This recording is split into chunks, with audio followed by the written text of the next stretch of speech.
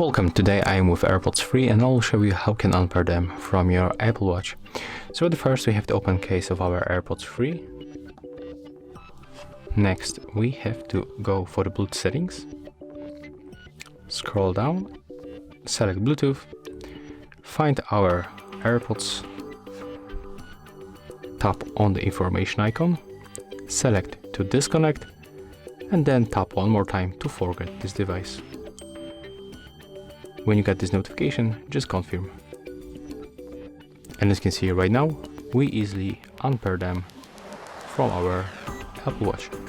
So if you find this video helpful, remember to leave a like, comment and subscribe.